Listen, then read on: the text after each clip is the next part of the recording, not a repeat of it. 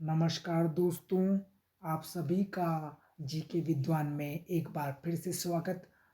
और आप सभी से ये कहना चाहूँगा कि आपने जितना भी इस वीडियो को, इस चैनल को प्यार दिया है, उसके लिए मैं तहे दिल से धन्यवाद चाहूँगा। और साथ ही साथ मैं आपसे माफ़ी भी चाहूँगा कि वीडियो में थोड़ी-सी विलंबता आई।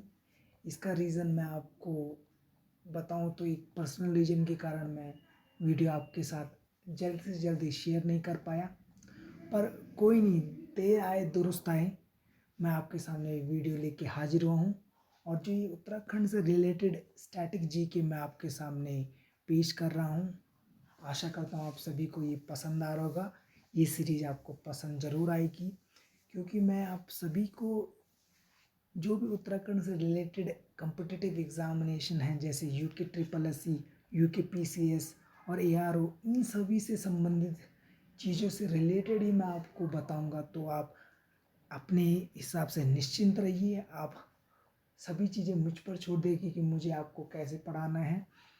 तो बिना किसी देरी किए हुए हम वीडियो को आगे स्टार्ट करते हैं। तो देखिए दोस्तों, आज हम जो नया टॉपिक पढ़ेंगे वो है world heritage sites of Uttarakhand. ठीक है। तो जैसे कि हम सीरीज से स्टार्ट हुए थे, हमने पहले हिमालयन के बारे में पढ़ा, उसके बाद हमने वाइल्ड लाइफ सेंचुरी के बारे में पढ़ा, उसके बाद हमने नेशनल पार्क्स हो गए, बायोस्फीयर रिजर्व हो गए। इन सभी के हिसाब से, सीक्वेंस के हिसाब में आपको पढ़ा रहा हूँ, ताकि आप चीज़ों को कोरिलेट कर पाओ, आप चीज़ों से इधर भटके ना। आपको एक सीक्वेंस में, क्रोनोलॉजिकल ऑर्डर में आपको चीज़ें मैं बताऊंगा और आप कोई भी चीज़ें भूल नहीं पाएंगे। तो आज की वीडियो में हम world heritage site of Uttarakhand के बारे में पढ़ेंगे। तो सबसे पहले हम जानेंगे कि उत्तराखंड में वर्ल्ड हेरिटेज क्या है, कौन कौन से हैं। उससे पहले मैं आपको बताना चाहूँगा कि आखिर वर्ल्ड हेरिटेज साइट होते क्या हैं। ठीक है। तो आपको सिंपल भाषा में बताऊं तो वर्ल्ड हेरिटेज साइट किसी भी कंट्री, किसी भी प्लेस में अगर कोई चीज़ें वैल्यू रखती है, उस प्लेस को एक इम्पोर्टेंस देती है, उसका रिकग्निशन वर्ल्ड में होता है, उसकी जो यूनिकनेस है, उसकी जो इम्पोर्टेंस है, वो अगर आपको रिकग्नाइज करानी है अपने वर्ल्ड एरिया में या अपने स्टेट में, तो आपको इस जगह को क्या करना पड़ेगा, गवर्नमेंट को एक तरीके से देना पड़ेगा कि हाँ, वर्ल्ड हेरिटेज साइट इस चीज़ को बनाना है हमें। गवर्नमेंट उस चीज़ को अप्रूव करके फिर यूनेस्को के लिस्ट में जानेगी। तो यूनेस्को क्या करेगा, उनमें से आइडेंटिफाई करेगा कि एक्चुअल में जो ये साइट किसी कंट्री का है, वो वर्ल्ड हेरिटेज के लिए एक तरीके से क्या बोल सकते हैं, उपयोगी है कि नहीं। ये सब चीज़ें निर्धारित करके ये हमें एक यूनेस्को वर्ल्ड हेरिटेज साइट के बारे में हमें यूनेस्को प्रोवाइड कराता है। ठीक है। तो वर्ल्ड हेरिटेज साइट में हमें क्या क्या चीज़ें बताई जाती है, देखिए। अगर आपने के यहाँ पर world heritage site, outstanding universal value होनी चाहिए वहाँ पर, और उसके बाद उसकी जो एक्स्ट्रा ऑर्डिनरी और मैग्निफिशेंसी है ना उस साइट की, वो चीज़ें हमें ज़रूर उस चीज़ में मिलेगी अगर कोई भी वर्ल्ड हेरिटेज साइट डिक्लेयर की गई है यूनेस्को के द्वारा। ठीक है। बात करते हैं कि वर्ल्ड हेरिटेज डे कब मनाया जाता है, तो ये है 18 अप्रैल को। उससे पहले अगर हम बात करें कि यूनेस्को का जो इस्टेब्लिशमेंट या निर्माण हुआ, तो यूएनओ के द्वारा कब निर्धारित किया गया, तो वो था 1946 को। ठीक है। और जो भी ये चीज़ें हैं इसमें, अगर एक बार देखिए, वर्ल्ड हेरिटेज साइट अगर आप किसी प्लेस को डिक्लेयर कर दें, तो उसका फ़ायदा ये है कि उस पर एक तो निगरानी बहुत होती है, गवर्नमेंट को फंड मिलता रहता है इंटरनेशनल बैंकों से। और सबसे खासियत बात आपको बता दूं, जो वर्ल्ड हेरिटेज साइट है, अगर कभी भी वॉर डिक्लेयर हो जाए, वर्ल्ड वॉर हो जाए, तो जो भी ये वर्ल्ड हेरिटेज साइट है, इन्हें ध्वस्त करना, इन्हें डिस्ट्रॉय करना एक अपराध है। ये इस चीज़ से इसे प्रोटेक्ट करता है। इन चीज़ों वॉरों से। तो वर्ल्ड हेरिटेज होने के काफ़ी फ़ायदे हैं किसी भी कंट्री को। ये टूरिज़्म में भी अपने किसी भी पार्ट को, किसी भी क्षेत्र को आगे बढ़ाने में बहुत ही सक्षम है। तो इसीलिए हमारे जो भी कंट्री के जो नॉमिनेशन होते हैं एरियाज़ की, वो काफ़ी सोच समझ के किए जाते हैं, उन पे काफ़ी रिसर्च होती है, चीज़ों को देखा जाता है कि ये इम्पोर्टेंस है कि नहीं। इसी बेसिस पे हम वर्ल्ड हेरिटेज साइट को नॉमिनेट करते हैं यूनेस्को में, और उसके बाद यूनेस्को क्या करता है, डिक्लेयर करता है इन चीज़ों को, ठीक है। तो ये सब चीज़ें थी वर्ल्ड हेरिटेज साइट आखिर में होती क्या है। उसके बाद हम बात करते हैं कि उत्तराखंड में कितने वर्ल्ड हेरिटेज साइट है। तो नंदा देवी बायोस्फीयर रिजर्व है, वैली ऑफ फ्लावर है, और रमन, ये तीनों ही उत्तराखंड में एक वर्ल्ड हेरिटेज साइट जिन्हें दर्जा दिया गया है यूनेस्को के द्वारा। अब जैसे कि मैंने पिछले 2-3 वीडियो में भी, जब मैंने आपको नेशनल पार्क बताया था, वाइल्ड लाइफ सेंचुरी बताई थी, टाइगर रिजर्व बताया था, बायोस्फीयर रिजर्व बताया था, तो आपको मैंने क्या बताया था कि जो ये नंदा देवी और वैली ऑफ फ्लावर है, ये यूनेस्को वर्ल्ड हेरिटेज साइट का पार्ट है। बताया था कि नहीं बताया था। तो देखो दोस्तों, आप चीज़ों को कैसे कोरिलेट कर सकते हो, ऐसे आप देखो एक चीज़ के बारे में पढ़ रहे हो पर उसके उसके रिलेटेड जितने भी क्वेश्चन आप कवर कर सकते हैं, ये इसी वजह से मैंने ये वीडियो एक सीक्वेंस के हिसाब से बनाई है, ताकि आपको स्टैटिक को लर्न करते हुए कोई भी प्रॉब्लम ना आए, आप इंजॉयमेंट के साथ इस चीज़ को याद कर सकते हैं। तो अब हम एक एक करके इन चीज़ों के बारे में बात करेंगे। नंदा देवी बायोस्फीयर रिजर्व की अगर हम बात करते हैं, तो आपको मैंने पहले ही बताया था कि एक नेशनल पार्क भी है, टाइगर रिजर्व भी है। और जो नंदा देवी बायोस्फीयर रिजर्व है, ये एक तरीके से किस प्रकार से फेमस है, क्योंकि यहाँ की जो जो बायोडाइवर्सिटी है ना, वो इतनी अच्छी है कि जो भी यहाँ का फ्लोरा एंड फौना है, वो काफ़ी वास्ट एरिया में फैला हुआ है। और इस चीज़ की सिचुएशन की बात करें और कहाँ पर ये लोकेटेड है, तो ये चमोली डिस्ट्रिक्ट में आता है, जो इसका ज़्यादा से ज़्यादा भाग है।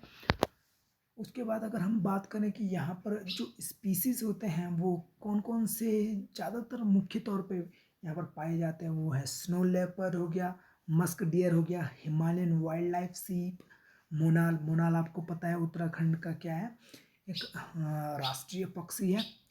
उसके बाद यहाँ पर बहुत सारे फ्लोराज हैं, फ्लोरा एंड फोना। फ्लोरा मतलब जो फ्लावर्स टाइप की चीज़ें होंगी उन्हें फ्लोरा कहते हैं। तो इन सभी चीज़ों को ध्यान में रखते हुए नंदा देवी को बायोस्फीयर रिजर्व के रूप में अपनाया गया यूनेस्को के द्वारा। बात करते हैं कि जो नंदा देवी बायोस्फीयर रिजर्व है उसे नेशनल पार्क का दर्जा कब मिला, तो वो था 6 नवंबर 1982। और यूनेस्को ने इसे अपने लिस्ट में कब डाला, 1988 में, ठीक है। लगभग 6 साल बाद उसके नेशनल पार्क होने के बाद यूनेस्को ने इसे अपने लिस्ट में डाला।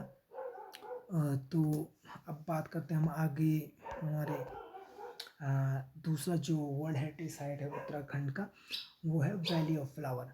वैली ऑफ फ्लावर ये कहाँ पर बात होती है, जो कामेत माउंटेन ना उसके नियर है हेमकुंड साहिब जगह, जो चमोली डिस्ट्रिक्ट में, वहाँ पर ये वैली ऑफ फ्लावर सिचुएटेड है। और ये एक तरीके से मुग्ध मोहित कर देता है, एक मंत्र मोहित कर देता है हमारे जो विजिटर यहाँ पर विजिट करने आते हैं, टूरिज्म एज अ टूरिस्ट आते हैं, उनको एक तरह से मंत्र मोहित कर देता है, ठीक है।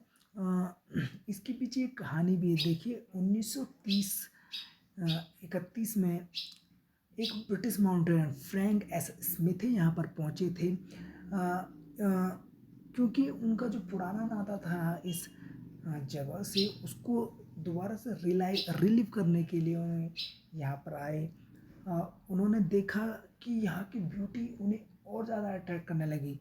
तो कुछ 6 साल बाद वो अपने जो उनके फेलो थे बोटेनिस्ट RL होल्ड्सवर्थ, उनके साथ वो दोबारा यहाँ पर विजिट करने आए। वहाँ पर उन्होंने कंडक्ट किया एक रिसर्च टाइप का स्टडी की फ्लोरा की।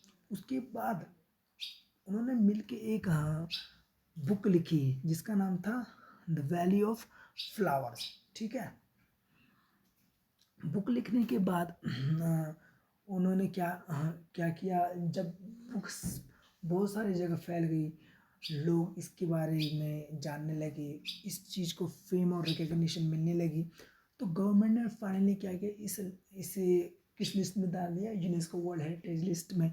और इसको जो ख्याति मिली यूनेस्को के द्वारा, उसे जब लिस्टेड किया गया 14 जुलाई 2005 को, तो वैली ऑफ फ्लावर्स आज आप देखेंगे बहुत ही अट्रैक्टिव प्लेस है।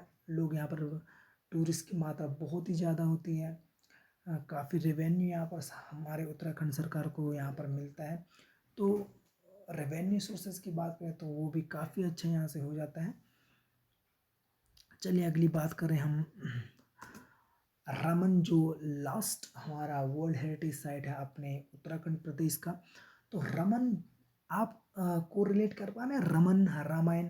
तो जी हाँ, जो रामायण है उसी से रिलेटेड ये फेस्टिवल होता है।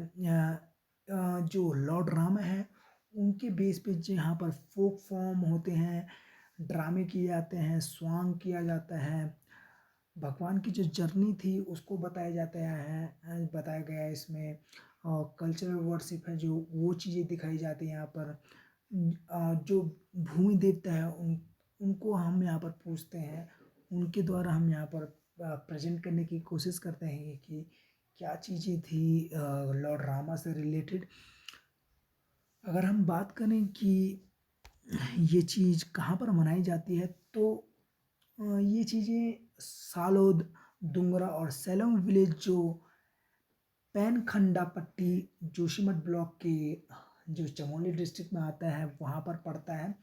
और ये हर एक साल के वैशाख मंथ में, वैशाख बोले तो अगर हम ग्रेगोरियन कैलेंडर मतलब जो इंग्लिश कैलेंडर है उसके हिसाब से जाएं तो अप्रैल में इसको मनाया जाता है, इस फेस्टिवल को। ठीक है, और इसमें इस इसमें जो डांस होता है उसमें एक क्या होता है, पत्थर टाइप का बोलते हैं, पट्टर बोलते हैं, जो होता है एक वुडन मास्क, जिसमें बहुत सारे डिफरेंट डिफरेंट कैरेक्टर यहाँ पर बताए जाते हैं, उसका प्ले होता है। और जो ये पट्टर होता है ना, ये एक बहुत ही अद्भुत तरीके से इसकी कार्विंग की जाती है, जो मलबरी वुड से बनाया जाता है। और लास्ट में बात करेंगे कि इसको वर्ल्ड हेरिटेज साइट कब डिक्लेयर किया गया, कब इस दर्जे में डाला गया। तो ये 2 अक्टूबर 2009 को इसे वर्ल्ड हेरिटेज साइट के नाम से हमें डिक्लेयर किया, जो हमारे उत्तराखंड के लिए काफ़ी गर्व की बात रही। तो उसके बाद आपके लिए मैंने कुछ गोल्डन पॉइंट ला रखे हैं यहाँ पर, कि अगर उत्तराखंड से अलावा अगर हम हिमालयन स्टेट की बात करें जो वर्ल्ड हेरिटेज साइट डिक्लेयर किए गए हैं, तो फर्स्ट ऑफ ऑल हम बात करेंगे काजीरंगा नेशनल पार्क, जो असम में, और ये फेमस है राइनो के लिए। फिर दोबारा मानस नेशनल पार्क भी असम में ही है, जो स्वैम्प डियर और वन हॉर्न्ड राइनो के लिए फेमस है। वेस्ट बंगाल की बात करें तो यहाँ पर इंडियन माउंटेन रेलवे जो दार्जिलिंग में स्थित है, इंडियन माउंटेन रेल कालका शिमला जो हिमाचल प्रदेश में सिचुएटेड है, और ग्रेट हिमालयन नेशनल पार्क, ये सारे जो हिमालयन स्टेट हैं वहाँ पर सिचुएटेड है।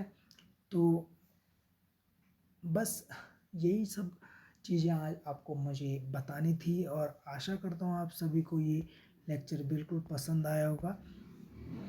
और आप सभी से मैं धन्यवाद एक बार से फिर करना चाहूँगा, और उन सभी को दोबारा से धन्यवाद कहना चाहूँगा जिन्होंने यहाँ तक साथ दिया और आगे भी देते रहेंगे। अगर आपको ये वीडियो पसंद आए तो इस वीडियो को थम्स अप दीजिएगा, शेयर करिएगा अपने दोस्तों के साथ ज़्यादा से ज़्यादा, और